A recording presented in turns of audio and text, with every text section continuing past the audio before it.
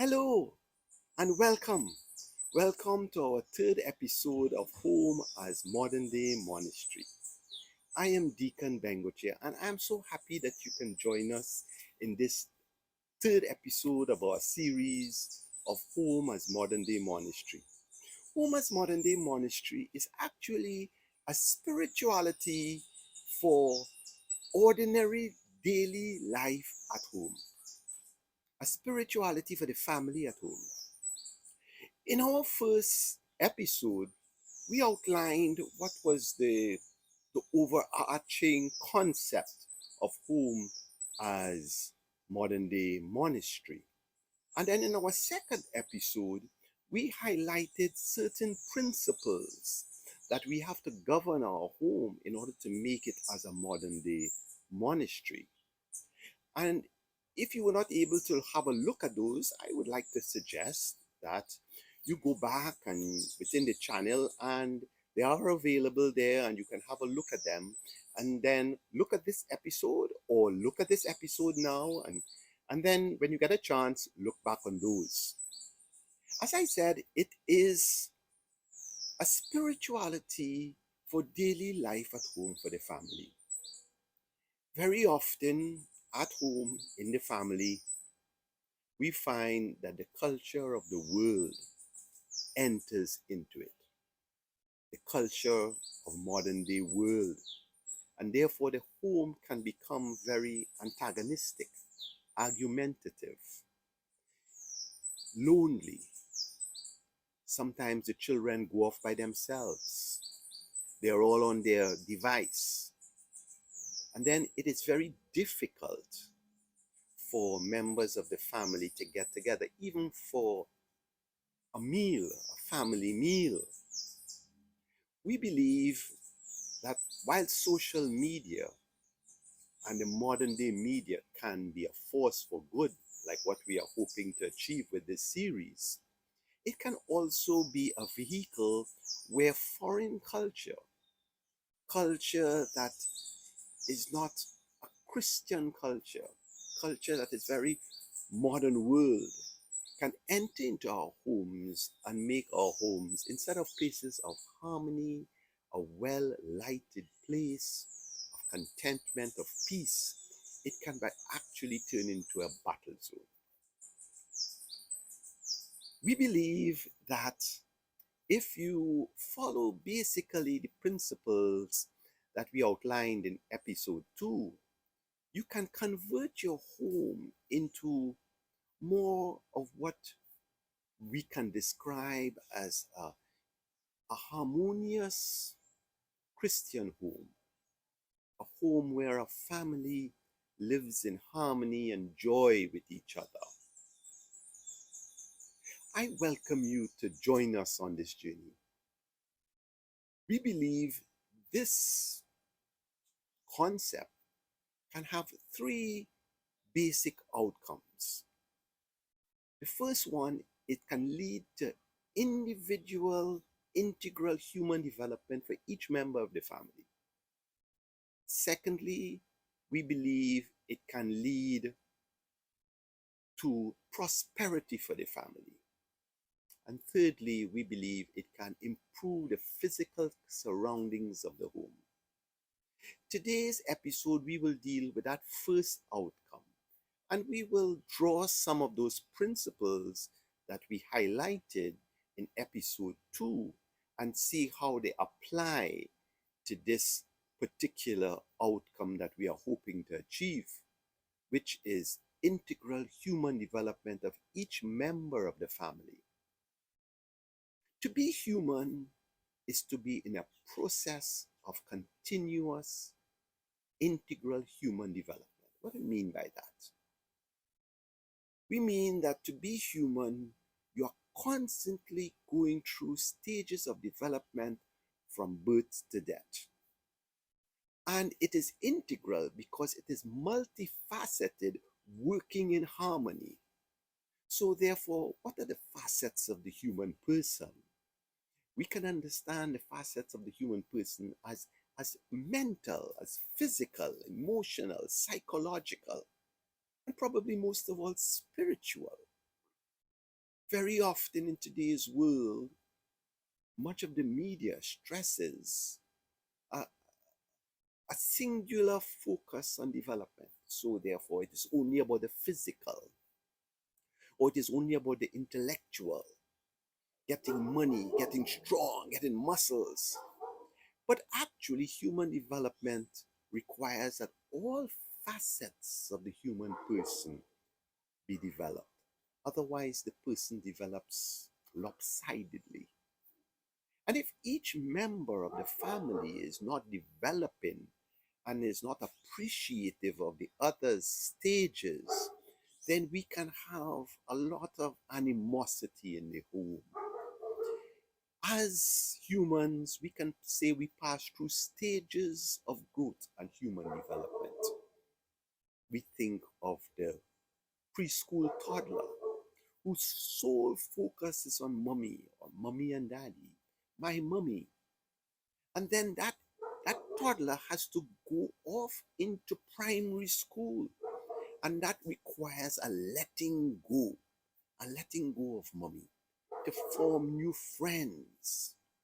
And then just when you form new friends, there's a letting go as well as you go off into secondary school. And you struggle to find out who you are, what is your personality. And therefore, we see teenagers and adolescents as struggling to find, who am I? And just when they do settle on a personality type at the end of secondary school, they're off to work. And in the workplace, it requires teamwork. It requires some of that letting go again of who you have gained in the secondary school. And as you grow older and you start to court, you you you form romantic relationships, and you form hopefully your own marital relationships and parenthood and middle age and seniors like myself. You find that there is a constant development in the home for you to find harmony. You find that there are many members of the home who may be growing and maybe at different stages of that development. And if we adopt a very myopic perspective, we can only be seeing and expecting the others to be like ourselves, not bearing in mind that they are operating at their own stage of development. So, therefore, one of the first principles in making our home as modern day monastery, as outlined in episode 2, is to be constantly, continuously attentive to both ourselves, what is going on within us emotionally, psychologically, and spiritually, and observant and attentive to others in their home and how they are and how they are behaving. And that attention brings a certain amount of awareness of each other, a certain awareness that we are at different stages of growth, and that God is working in each person's life in a different way. Through that attentiveness, we can then become more patient with each other, provide better judgment in dealing with each other. As a senior, I have gone through many of those stages myself, and as a parent, have seen a lot of my children and now my grandchildren growing through those stages. And often, as I've grown older, I think I've become, hopefully, I'm aspiring to become wiser, to provide better judgment, that ways in which I would have responded to my children, I am a little more patient with my grandchildren. I pray a lot more. I depend on God. I ask God to intervene and help me. My brothers and sisters and other family members in your family. I believe that being attentive to both ourselves and to each other, to being more patient, being less judgmental, being more observant, will allow us to be more loving with each other. I believe personal human integral growth requires us to be not just attentive silently, but to be asking each other questions and responding to each other. How are you this evening? What is going on with you? What are you dealing with? How was your day at work? How was your day at school? And to be able to switch off the devices for a few moments and to be able to be communicating with each other, to be listening. We believe that in today's world, each day is so full of stresses and strains. We can see in the school children, especially those who may be leading into SEA or those who may be leading into CSEC or Form 6 or university with exams. They can be so pressured, they can be so under intense, there can be so much pressure from peer pressure that we should make our homes a place where we can let down our guards, where we can be breathe a sigh of relief, where we can be, oh, that deep sigh and that comfort in being with people who love you, who are listening to you, who are not judging you, who are attentive to you. This requires a lot of self-introspection for each person. That when we are urged to respond in an aggressive manner, that we can check ourselves and hold ourselves back and say, look, let me wait before I respond. Let me be more attentive. Let me be a better listener. Let me ask more questions. I think our homes should be places of silent listening, attentive listening, empathetic listening.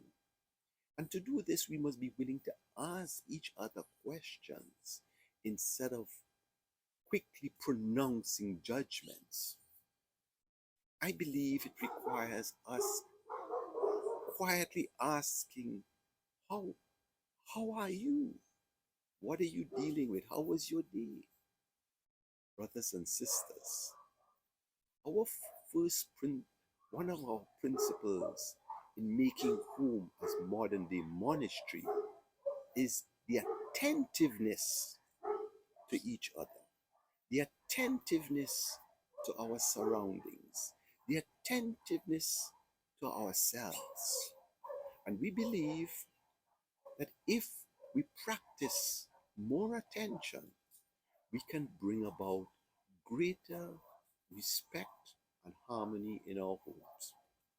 I would like to suggest that this week, as you go through this week, we allocate some time every evening, even if it is just one person initiating it until we can get it to be a ripple effect in the family, of asking questions to every member of the family. How was your day? What were you dealing with today? And to be listening not just to the literal answer, but to be listening to what is behind the answer. What is the emotion behind the answer? What are the feelings? And to encourage each other to share those feelings, not to pronounce, not to judge, not to make a statement, but this week to be attentive, to be listening, to be asking, and to be asking God as well, the Holy Spirit, to be with us this week as we listen and attempt to listen to each other in a deeper, more profound way. And we believe this is one of the basic pillars of making our home as a modern day monastery. Thank you for taking the time to listen, and hope you can join us for all of the episodes in this series. Good evening.